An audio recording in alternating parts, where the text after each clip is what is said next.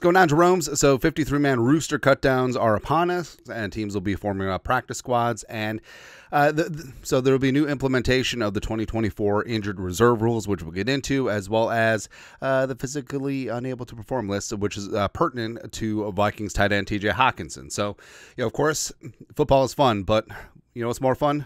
The rules. And the legalese. All right, so we're going to run through the rules to the best of our knowledge and the best of our deciphering ability. Here's the broad strokes of what's going on. So first off, 53-man roster cuts. Now, you're going to see reports of players being cut, and this happens where the player can announce on social media, or the agent could talk to the insiders, or the team just announces it. But basically, all teams have to be at going from 90-man roster limit to 53-man rosters by 3 p.m. Central Time, the only time zone that matters, on Tuesday. And between now and then, there will be shuffling. There will be players being placed on season-ending injured reserve. There will be injured waived with the injury designation. There will be minor trades back and forth. There's going to be a lot of business being done between now and 3 p.m. Central Tuesday. That happens every single year, right? And also, be careful. There will be reports of a player that's going to be cut or waived, but then all of a sudden that they're scooped up for a 7th-round pick. It's pretty common as well. Now, when players are cut, veterans that have 4 more years of accrued seasons in the NFL are automatically free agents. So they don't have to go through waivers. They don't have to go through that process. They're free to sign with anyone, whether it's a 53 or a practice squad right away, right? Players with less than that amount of experience are subject to waivers, and it's just like your fantasy football waivers. I mean, teams put in claims, and the highest team with the highest priority gets the player, right? Waiver claims must be, so a team can't just claim a player and then put them on a practice squad. Waiver claims must be on onto the new team's 53. Right, so that's the big barrier, where we talk about players that could be waived.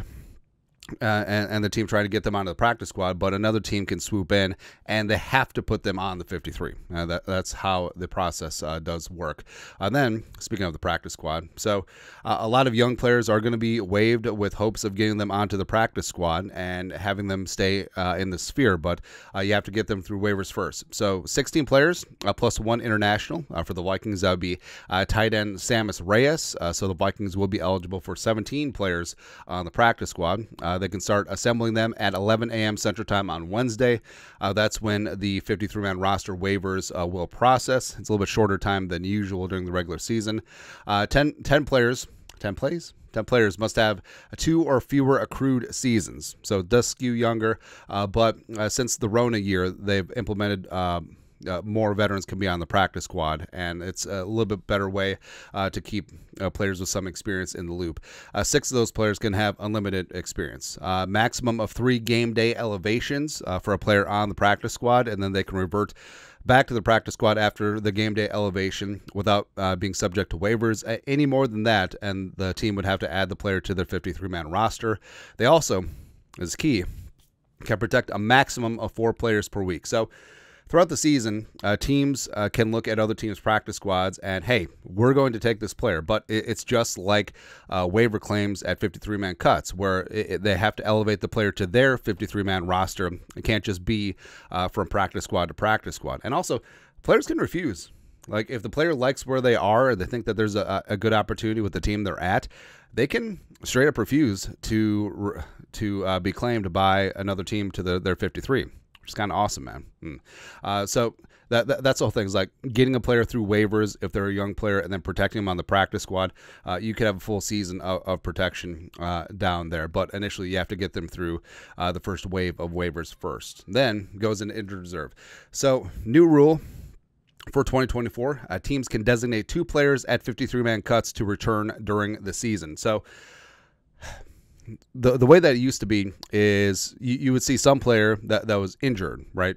And he would still be on the 53, but then once 24 hours have passed and the roster was officially set, then that player would be placed on injured reserve and potentially could return throughout the season. It was a really stupid procedural thing, and a rule was proposed this offseason. I think it was by the Lions, so the Lions actually get something right. So now at the time of 53-man cutdowns. Once you get to 53, you can designate 2 players, up to 2 players, to injured reserve designated for return, and they do not count in your initial 53-man roster. And that's something that the Vikings could do with Dalton Risner, who's been hurt with a back injury, but obviously would like to keep him in the sphere as opposed to just giving him the old heave-ho a cut, but also saving a 53-man roster spot. Also, this is the conspiracy theory in me.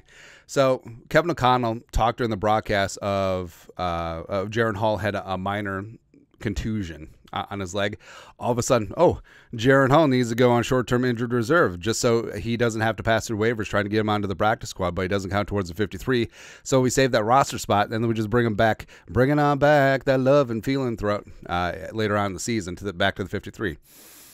Maybe not.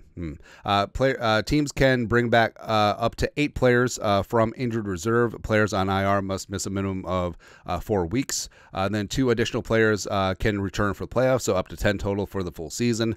IR players do not count against the 53-man roster number. So the PUP list does not have to do with dogs.